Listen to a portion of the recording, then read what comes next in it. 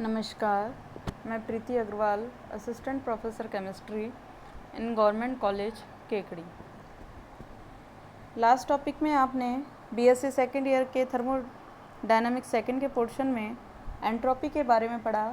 उसके बाद आपने देखा एंट्रोपी टेम्परेचर, प्रेशर तथा टेम्परेचर और वॉल्यूम का फंक्शन होती है। अब आगे हम पढ़ रहे हैं क्लेशियस इनइक्वलिटी, क्लेशियस असमानता। चूँकि एंट्रोपी एक स्टेट फंक्शन होती है, तो हम कह सकते हैं कि यदि कोई प्रोसेस साइक्लिक है तो साइक्लिक प्रोसेस में होने वाला एंट्रोपी चेंज जीरो होता है। अर्थात साइक्लिक प्रोसेस में ds is equal to zero, क्योंकि साइक्लिक प्रोसेस में प्रक्रम a से b तथा वापस b से a में आ जाता है, तो टोटल उसकी इनिशियल और फाइनल स्टेट सेम होने के कारण होने वाला एंट्रोपी चेंज जीरो होता है। यदि हम माने कि सराउंडिंग से हीट का ट्रांसफरेशन हमेशा रिवर्सेबली होता है, तो हम कह सकते हैं कि delta S total is equal to delta S system plus delta S surrounding, या कहें कि सिस्टम में होने वाला एंट्रोपी चेंज सराउंडिंग में होने वाली एंट्रोपी चेंज के इक्वल होगा नेगेटिवली, तो टोटल एंट्रोपी चेंज होगा जीरो। अर्थात किसी प्रोसेस की सराउंडिंग और सिस्टम की एंट्रोपी में टोटल चेंज जीरो होता है, तो हम कह सकते हैं कि रिवर्सेबल प्रोसेस में एंट्रोपी का सिस्टम और सराउंडिंग के बीच ट्रांसफरेशन होता है और टोटल एंट्रोपी चेंज शून्य होता है। ये तो बात रही रिवर्सेबल प्रोसेस की। अब हम देखें इरिवर्सेबल प्रोसेस को, तो क्या इरिवर्सेबल प्रोसेस में भी ऐसा होता है? इरिवर्सेबल प्रोसेस में होने वाला एंट्रोपी चेंज, या कहें साइक्लिक प्रोसेस में dq इरिवर्सेबल अपॉन में t, इरिवर्सेबल प्रोसेस में टेम्परेचर के साथ होने वाला एनर्जी चेंज जीरो से कम होगा, तो हम कह सकते हैं कि इंटीग्रेट dq इरिवर्सेबल अपॉन में dt is less than integration dq reversible upon में dt। क्योंकि अभी हम पढ़ के आए हैं कि रिवर्सेबल प्रोसेस में टेम्परेचर के साथ होने वाला entropy change heat change entropy कहलाता है, तो हम कह सकते हैं कि dq इरिवर्सेबल अपॉन में dt is less than ds। अर्थात delta S system is greater then q irreversible upon में t। अर्थात अनुत्क्रमणीय प्रक्रम में ताप के साथ होने वाला ऊष्मा परिवर्तन सिस्टम की एंट्रोपी में होने वाले परिवर्तन से कम होगा। यही व्यंजक क्लेशियस इनइक्वलिटी कहलाता है। अर्थात जो यह असमानता ताप के साथ ऊष्मा में होने वाला परिवर्तन सिस्टम के एंट्रोपी में होने वाले परिवर्तन से जो अंतर दिखाता है, जो असमानता दिखाता है, उसको क्लेशियस इनइक्वलिटी कहते हैं। यह इरिवर्सेबल चेंज के लिए महत्वपूर्ण रिलेशन है, जो यह तय करने में हेल्प करता है कि चेंज होगा कि नहीं। अब हम क्लेशियस इनइक्वलिटी का यदि आइसोलेटेड सिस्टम पे अप्लाई करें, तो हम देखते हैं कि आइसोलेट सिस्टम क्या होता है। आइसोलेट सिस्टम वो है जिसमें न तो हीट का एक्सचेंज होता है, ना ही मास का। अर्थात हम कह सकते हैं dq irreversible is equal to zero. अब इसकी हीट की वैल्यू अगर हम क्लेशियस इनइक्वलिटी में रखें, तो हम कह सकते हैं delta S A B is greater than zero, या delta S A B is equal to zero. अर्थात आइसोलेटेड सिस्टम में चेंज के लिए एंट्रोपी चेंज पॉजिटिव होना चाहिए।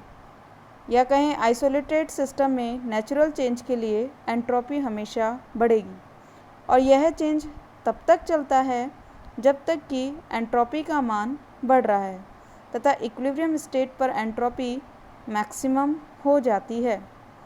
अब दूसरा, अगर हम क्लेशियस इनइक्वालिटी को सिस्टम और सराउंडिंग पे अप्लाई करें तो हम देखते हैं कि delta S is greater then D Q reversible upon में टी,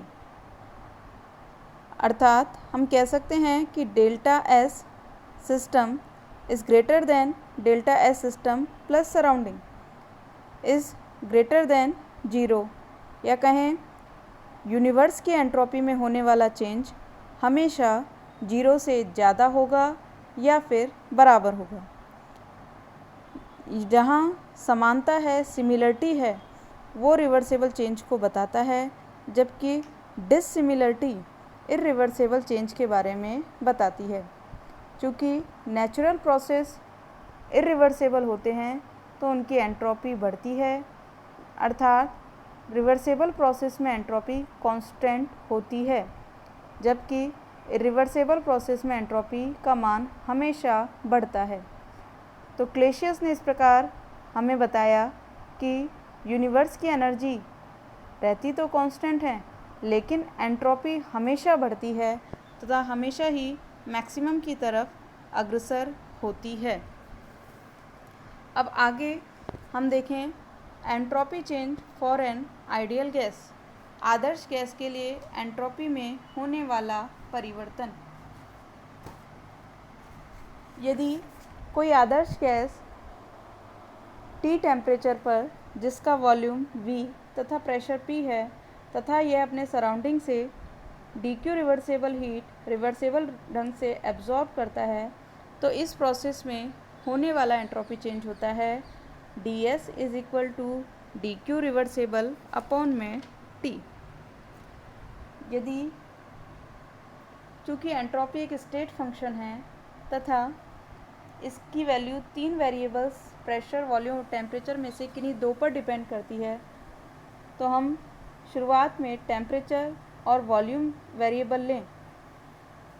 तो हम आगे देखते हैं कि यदि हम first law of thermodynamics apply करें तो D Q reversible is equal to D E plus P D V. आप पढ़ चुके हैं कि कांस्टेंट वॉल्यूम पर टेम्परेचर के साथ इंटरनल एनर्जी में होने वाला चेंज कांस्टेंट वॉल्यूम पर हीट कैपेसिटी CV कहलाता है। तो हम लिख सकते हैं D E is equal to CV dt। इसे पहले वाली इक्वेशन को नाम दिया हमने इक्वेशन 1, दूसरी वाली इक्वेशन को कह रहे हैं इक्वेशन 2। तो हम लिख सकते हैं D Q reversible is equal to CV dt plus P D V. क्योंकि आइडियल गैस कहती है PV is equal to RT, तो अगर हम प्रेशर की वैल्यू लें RT अपॉन V और इसको ऊपर वाली इक्वेशन में अप्लाई करें तो हमें मिलता है D Q reversible is equal to CV dt plus RT dV upon में V। चूँकि डी क्यू रिवर्सेबल अपॉन में T is equal to DS, तो हम कह सकते हैं DS is equal to CV dt upon में T plus R dV upon में V। इसे हमने नाम दिया इक्वेशन 3। सपोज करें कि फर्स्ट स्टेज में होने वाला एंट्रोपी परिवर्तन आयतन परिवर्तन तथा ताप क्रमशः S1 V1 तथा T1 है और सेकंड स्टेज में यह S2 V2 तथा T2 है। तो एक फाइनाइट चेंज में एंट्रोपी तथा वॉल्यूम में चेंज को दो स्टेज की लिमिट्स में यदि हम इंटीग्रेट करें तो हमें मिलता है ds लिमिट S1 से S2 is equal to integrate CV dt upon में T लिमिट T1 से T2 plus integration R dV upon में V लिमिट V1 से V2। अब इसको डिफ्रेंशिएट करें तो हमें मिलता है finally delta S is equal to CV बाहर क्योंकि यह कांस्टेंट है, CV इंटीग्रेट 1 अपॉन में T into dt limit T1 से T2 plus R integrate dV upon में V लिमिट V1 से V2। तो फाइनली हम कह सकते हैं delta S is equal to CV ln T2 upon में T1 plus R ln V2 upon V1। अब यदि ये तो इक्वेशन हुई n मोल 1 मोल आइडियल गैस के लिए। यदि n मोल अगर हम लें तो हमें फाइनल इक्वेशन प्राप्त होती है डेल्टा S एंट्रोपी में होने वाला change is equal to N C V ln T2 upon में T1 plus NR ln V2 upon में V1। हम लिख सकते हैं delta S is equal to 2.303 N C V log T2 upon में T1 plus 2.303 NR log V2 upon V1। अब आगे यदि हम वेरिएबल टेम्परेचर और वॉल्यूम की जगह लेते हैं टेम्परेचर और प्रेशर, तो यदि फर्स्ट स्टेज में गैस का प्रेशर P1 तथा सेकंड स्टेज में गैस का प्रेशर P2 है, तो आइडियल गैस इक्वेशन के अकॉर्डिंग P1 V1 अपॉन में T1 is equal to P2 V2 upon में T2, या कहें V2 upon V1 is equal to P1 T2 upon में P2 T1। V2 upon V1 की value यदि हम ऊपर वाली इक्वेशन 5 में पुट करें तो हमें मिलता है delta S is equal to N C V ln T2 upon में T1 plus NR ln P1 upon में P2 plus NR ln T2 upon T1, या कहें n ln T2 upon T1 bracket में CV प्लस R कॉमन ले लिया plus NR ln P2 upon P1।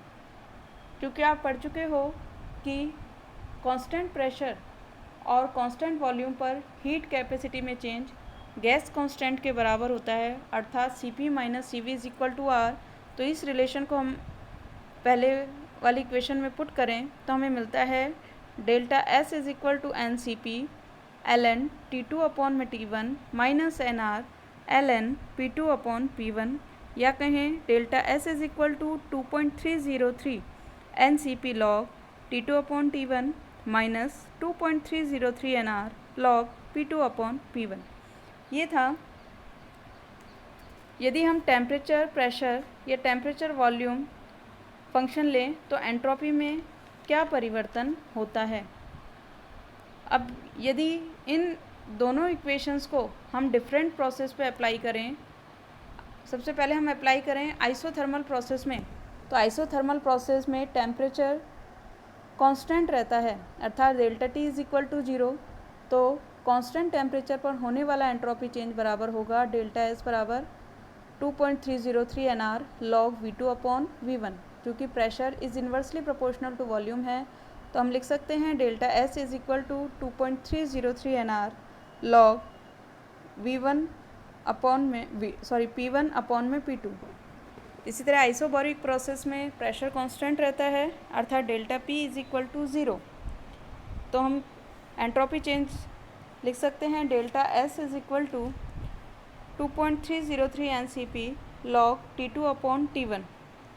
उसी तरह isochoric process जिसमें volume constant रहता है, तो delta SV is equal to NCV ln T2 upon T1, या 2.303 NCV log T2 upon T1। तो ये है आइडियल गैस के लिए डिफरेंट प्रोसेस में होने वाला एंट्रोपी चेंज। आज के लिए बस इतना ही।